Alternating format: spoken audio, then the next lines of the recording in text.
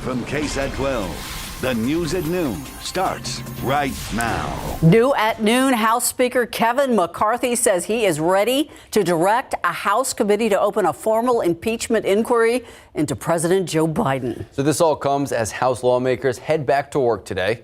McCarthy plans to convene lawmakers behind closed doors multiple times this week, including for that meeting to discuss the possibility of a Biden impeachment. McCarthy also struggling to pass legislation needed to avoid a federal government shutdown. The White House, though, dismissing this impeachment inquiry as politically motivated. Well, back here in Texas, testimony continues this noon in Ken Paxton's impeachment trial. The suspended attorney general, he is facing 16 separate articles of impeachment. The prosecution has been picking up its pace, calling several witnesses. But so far, Paxton's lawyers instead have used their time to focus on cross-examination. By the end of the day, yesterday, each side had around 10 hours left to present their case. So this seems like it has been expedited quite a bit. We could see the trial wrap up by the end of this week. And of course, you can watch all the proceedings online right now. Just head to KSAT.com. We have a live stream.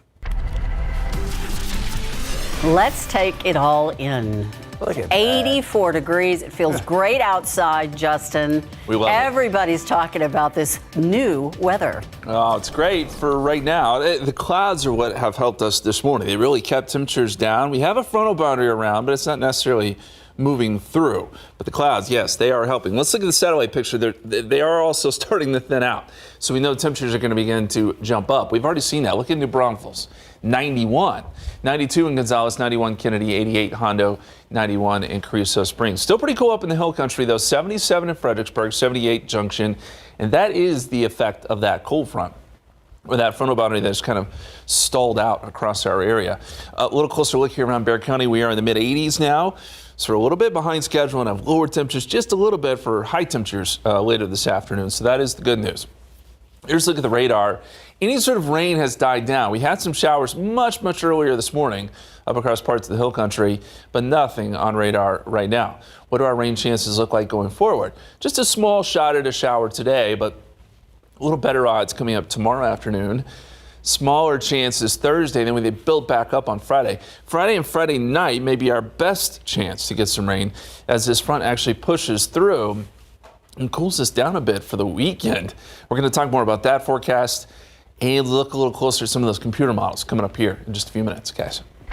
Thank you, Justin. A murder for hire case playing out in court today. John Cantu, he is on trial for the charge of capital murder, remuneration, which is money paid for service or work. Now, Cantu is accused of being paid $500 by his brother and his sister-in-law to kill Mike Perez over a drug dispute.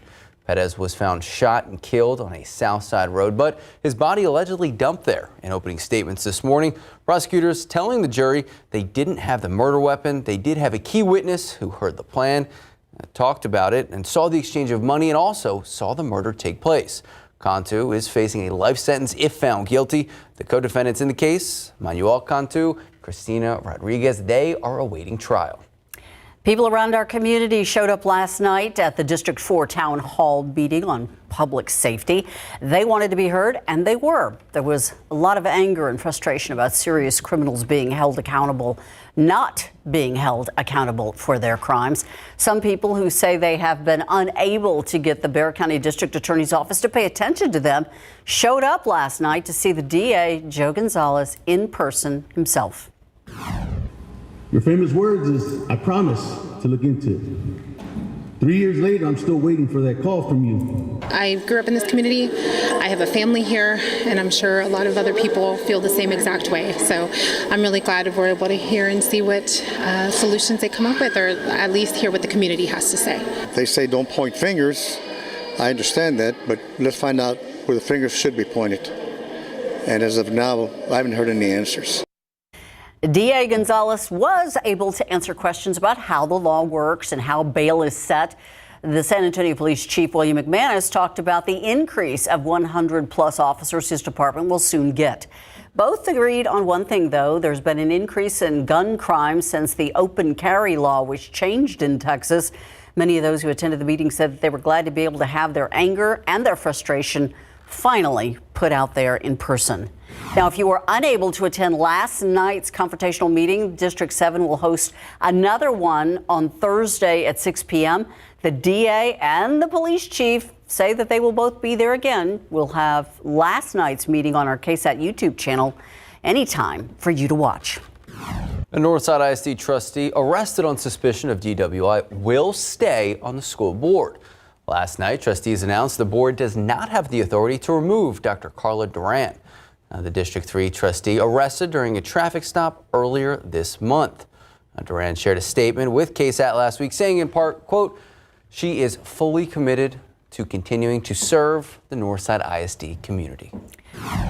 San Antonio ISD could close some of its schools next year, but first, it wants to hear from you.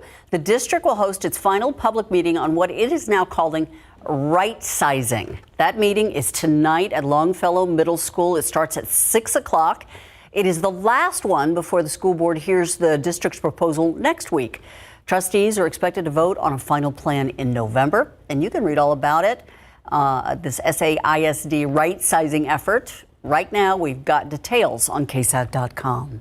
Well, today is a big day for the Bexar County Commissioners Court. Leaders will vote on the county's $2.95 billion budget. One commissioner, though, asking whether the proposal is fair. Precinct 4 Commissioner Tommy Calvert speaking during yesterday's final budget hearing. Calvert saying the budget lacks equity. He says each precinct is set to receive $10.5 million, no matter how big or small they are. But some people disagree. It is a little bit late to kind of blow up the whole process. There's been a lot of work that's been put into this. I didn't have a sense that it was just this disparate. It could be more than a tweak. It might need a root canal. Calvert wants a citizens committee to take a closer look at the county budget. All right, what? And other colleges are rooting them on, too, because they love seeing Alabama get beaten. Families in Morocco, though, coming to terms with a grim reality that they may never see their loved ones again. This coming as recovery efforts continue following that major earthquake there. What victims are saying while they dig through all of those homes that are now reduced just to rubble. Dig through all of this rubble. Today, the death toll in Morocco continues to rise after the devastating 6.8 magnitude earthquake, the most powerful to hit the country in more than a century. Chinook helicopters flying above the rubble, all while rescue teams race to reach the most remote areas inside the country's high Atlas Mountains. Search dogs and crews picking through the rubble as they are rapidly running out of time to save survivors. Rescuers sometimes using massive diggers to move some of the largest debris. In addition to the thousands confirmed killed, authorities say over 5,500 people were also injured during the quake. ABC's Tom Sufi Burridge on the ground speaking to survivors, including this woman named Habiba, who tells him about several family members who died in the quake. My mother and my father, my brother, my son, and the son for my brother, and the two wives for brother, and one children. The massive tremor leaving thousands homeless. Scores of people walking through makeshift tents, making food while children sleep under blankets. When I arrived, this is how I found my house, my neighbor house as well. American aid groups ready to help, but so far the Moroccan government has not requested any U.S. assistance. The reality on the ground is you and your family do not have a home. Or if you still have a home, can you stay in your home? Are you scared to be in your home? So you don't sleep in your home, you sleep outside. The scale of the disaster is still not clear, especially in the most remote areas. The United Nations estimates over 300,000 people have been affected by the quake, including 100,000 children. Ika Jachi, ABC News, Washington. Terrible situation unfolding over there. But over here, Justin, yesterday we talked about it a lot. Were we going to hit 100 degrees? Did we end up hitting triple digits? No, I can answer that question. No, how close did we get? Yesterday was 97. Okay. So it came within 3 degrees. It was close, but not quite, and that's where we want it. We want to stay below that threshold. And clouds today really helping out. As you saw there on live cam, we've got a lot of cloud cover, at least at the moment.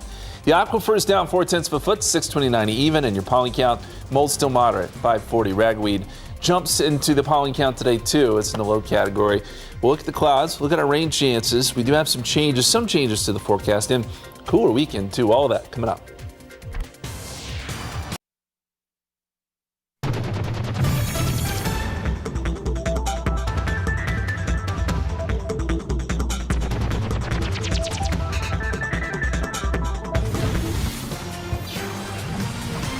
From very tiny books to life-size books, the Special Collections Library at UTSA's main campus is filled with thousands of rare books. So the library has more than 40,000 rare books in their special collections. Now, there's a variety, including history, poetry, even cooking. And the authors, they're from around the country. Some of them are reflecting on some stories that they heard growing up. Some of them are reflecting on historical research that they've done, and some of them are reflecting on the pandemic and how that affected them. Now, if you want to see these rare books and others like them in person, you can make an appointment at the library. All right. You know what? Looking outside today, it might be a good day to just kind of go to the library, avoid the possibility of rain. Justin, I see the clouds. Does that mean we're going to get I actually got hit by a few sprinkles. Yeah, there were a few sprinkles this morning. Honestly, I'd say go the other way. Be outside, enjoy this, soak it in. It's been so long. We have cloud cover at the moment, and that is helping with temperatures. Now, I think as we get into the afternoon, you will see temperatures rise into the 90s. So it's not going to be a cool fall day by any stretch of the imagination, but a little bit better. Let me show you why. Let's look at the big picture here. And there is a stationary boundary draped across Texas. It's pulling up stationary at this point. It was a cold front earlier. It was making some push towards South Texas, but it has since put on the brakes. And yesterday along that front, we saw some thunderstorms develop. They tried to make a push for San Antonio. Didn't have much success overnight. Some places in our viewing area did get some rain. Rock Springs, Hunt, up towards Harper. There was some rain there, but just not here in town. And this front is making a difference when it comes to temperatures, too. Look at Amarillo, 64, 69 in Lubbock, 66 in Midland. What a difference when you compare that to the summer that we've had. Now, out ahead of the front, still pretty hot. 91 Houston, 91 Corpus Christi. We're at 86 here in San Antonio, 86 in Del Rio. And as we go outside for you, well, there's the sun. It's starting to show up. These clouds are beginning to thin out some. So, yes, I think these numbers begin to jump up. Right now, it's 91 in New Braunfels, feels like 94, 86 here in San Antonio, not much of a heat index, so that's good. 87 in Seguin, feels like 87. So not really much of a heat index that we're having to deal with at the moment.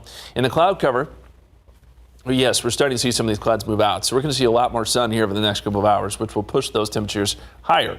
93 in Gonzales, 91 in Kennedy, 94 in Cotulla, but you get up where that front is, and it is cooler. 79 Kerrville, 77 right now in Fredericksburg. And around Bexar County right now, we're in the mid-80s. It's not a bad day, not a bad day. And the KSAT 12-hour forecast takes us up to about 93 or so. Can't rule out a straight shower, but I don't anticipate much on the radar this afternoon. Down into the 80s tonight, we'll start to see some increasing clouds by midnight and as we get into tomorrow morning. Speaking of the last 100-degree day, we had that question posed earlier. When will that occur? Well, hopefully it already has occurred. Last year it took until August 13th, and after that we didn't see any 100-degree days. The average is August 26th, though we're past that. The latest we've ever seen a 100-degree day is September 28th. This year, I'm hoping it's September 10th, which was Sunday, we hit 100. Hopefully that's the last day this year that we're at 100 or above. We really do want to say goodbye to those triple digits. I will tell you, though, Thursday and Friday it's going to be close. Thursday, we're forecasting 98, Friday, 97. That's close to record territory as well. Then after that, it cools down as we head into the weekend. So here's what the forecast looks like. That stationary boundary is here through the afternoon, but again, not much on radar. Really don't anticipate much at all. But as we get into tomorrow, as we get a little disturbance working through, we still have this front in place. We should see some showers and storms develop by late tomorrow afternoon into the evening hours.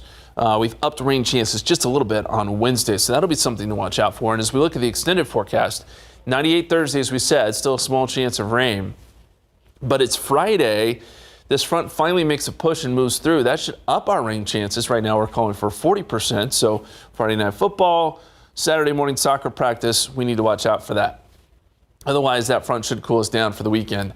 Right now we're forecasting 92 Saturday and 92 on Sunday. But look at the overnight lows. Potentially 70 Monday morning. That sounds really nice. I'm going to break every thermometer in the house if we hit 100 after this. All right, we're just getting hungry now, thinking about all the tasty food. And they always have it on SA Live. Always do. All right, going to Mike live at the historic Market Square. So, Mike, what's the question of the day? Well, first of all, I was going to say, if you're bringing thermometers, don't go after Caskey's thermometers, okay? Right. Yes, okay. All right, take a look at all of this delicious food that we have here. It is, we've got even more than this. And some are from food trucks, some are from restaurants. Question is, food truck or restaurants? One you can dine in, or is it better maybe take it home and sit there in your pajamas, eat it? So that's the question today. Scan that QR code and we will have some answers later on. What do you two think, restaurant or food truck? I have had some really good food out of a food truck. I mean, So you're going food truck? I'm about to, yeah, that's what I would vote. I don't want to agree with you, but I think I have to here. I'm going to vote food truck as well. What is it about them? I don't know. It's just Don't know. We will find out. Better. Why don't you two scan the QR code and put your answers in there? All right, we'll do it. Thank you, Mike. All right. Thank you, Mike. All right. We're back. That is the feeling of joy, excitement, and elation that so many UT fans are feeling after they top the Crimson Tide in Tuscaloosa. But what comes next? We break it all down. Plus, we have lightning, we have touchdowns, we have overtime. High school football continues to beat our expectations. This is a young season, and it's never getting old. We're going to break down Churchill and Madison's, their thriller. That's next.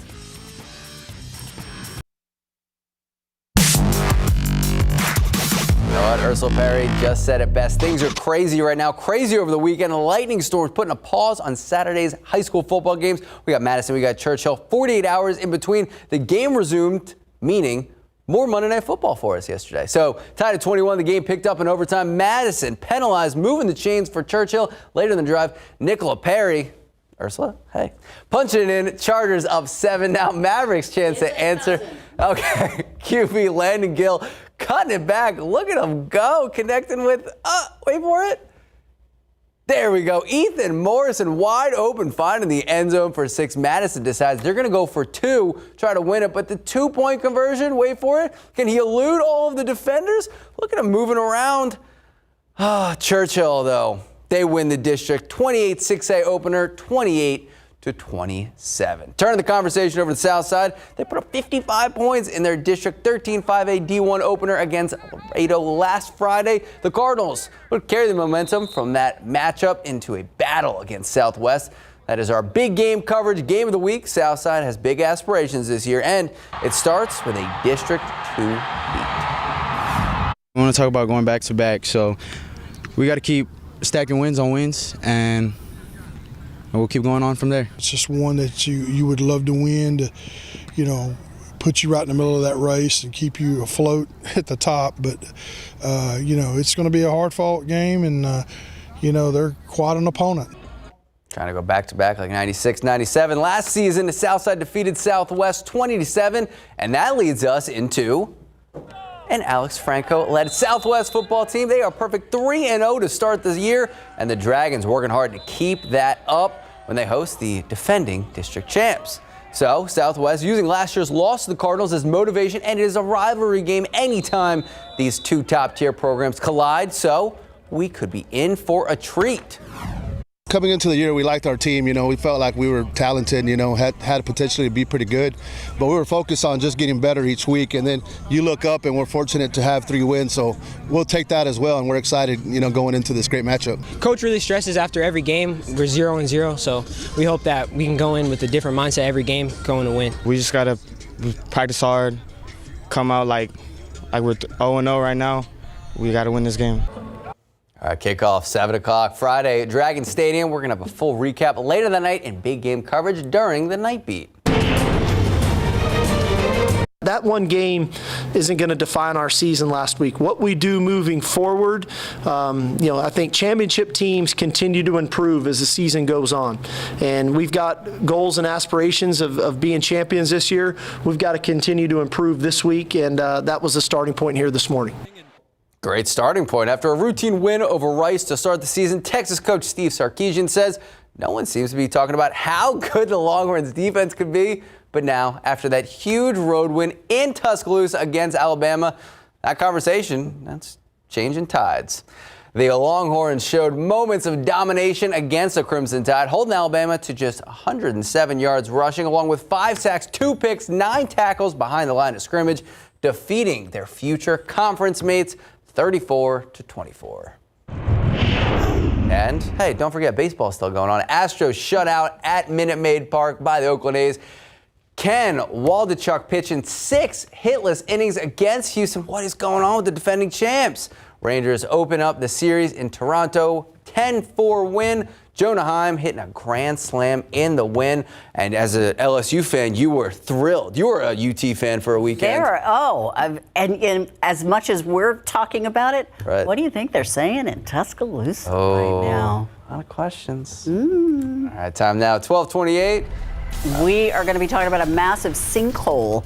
This is in Massachusetts at a Cadillac car dealership. Look at the mess. It's the result of some nasty weather. We're going to take a closer look at the toll that the storms there took in the next half hour. Escape killer Danilo Galvacante spotted once again overnight. I'm Morgan Norwood from Chester County, Pennsylvania. I'll have the latest coming up. And new today at 5, buying a new vehicle may not be an option right now, but could leasing work for you? We have the key points you want to drive home when negotiating the lease to get the best deal possible. That's coming up today at 5 after Entertainment Tonight.